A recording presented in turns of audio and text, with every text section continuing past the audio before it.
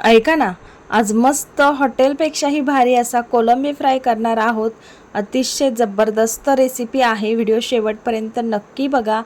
तर सगळ्यात अगोदर कोलंबी स्वच्छ करून 2 पाण्यामध्ये धुवून घ्यायचे आहेत. त्यानंतर त्याच्यावर अर्धा लिंबू इतका पिळायचा. लिंबू पिळण्याचं कारण असं की माशांना छान असा कुरकुरीतपणा येतो. तर आता बघा, हे आपण मासे थोडा वेळ बाजूला ठेवून द्यायचेत. त्यानंतर मसाल्यांमध्ये काय काय लागतंय बघा. तर इथे मी हळद, ज्वारीचं पीठ, रवा, लाल तिखट आणि मीठ घेतले. तुम्ही यामध्ये 1 चमचाभर कॉर्नफ्लॉवरसुद्धा घालू शकता. आता बघा, हे सगळे कोरडे जिन्नस व्यवस्थित एकत्र करून घ्यायचेत.